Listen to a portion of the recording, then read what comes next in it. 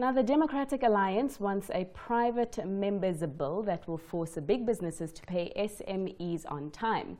The party was picketing outside Denel Vehicle Systems in Benoni, Johannesburg, led by DA leader Mmusi Maimane. Karabo's, or CNBC Africa's Karabo Letlhatlha caught up with Maimaine and a disgruntled businessman who has not been paid by the state-owned entity, forcing him to shut doors. The backbone of our economy must be driven by micro-enterprise. Small businesses play a very significant role, not only in creating work opportunities, but also in building entrepreneurs in our country. And therefore, if we are going to have an economy that prospers, small businesses are at the forefront of that. Now, some might see this as an isolated incident, that the DA is representing the voice of one man. How would you set them straight? No, it's because this is an incident that is replicable across. There are multiple businesses that came through. The initial amount that we dealt with that government owes to small businesses is 7 billion rands. That is 7 billion rands that should have been injected into the economy. And the fact that people don't get paid in 30 days is an indicator of the fact that you cripple small businesses. But not only that, it is evidenced by the fact that small businesses don't end up with the right litigation. I speak on behalf particularly of black businesses who then come on board, they start small businesses, they enter into contracts, and then when big bullies like Denel don't pay them on time, you end up in a space where the liquidity of that business is falling apart. They don't have the working capital to ensure that they don't pay our people. It perpetuates poverty and perpetuates unemployment. Mr. Maimane, often, on numerous occasions, from the current state president to the former state president, we heard them during the State of the Nation address saying we must address the issue of non-payment to small business. We've heard them say this. Why isn't there execution?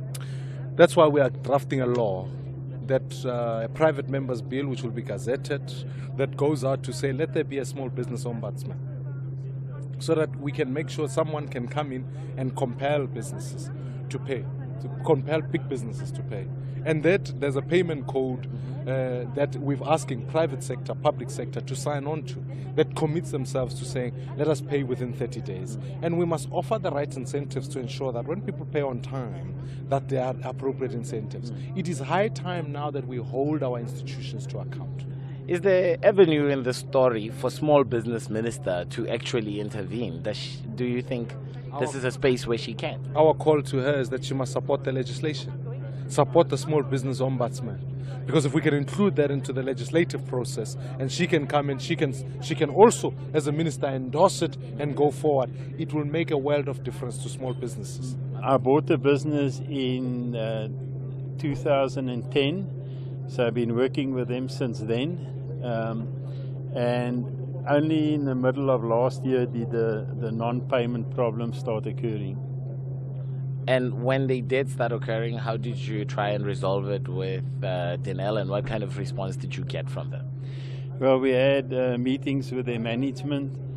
Promises were made and not kept, and then I got hold of the DA for assistance because I didn't know where to go anymore.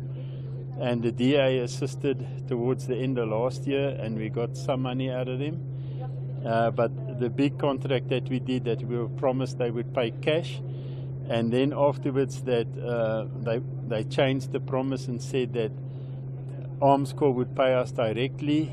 That contract was finished at the end of March. Until to date, we haven't received the money.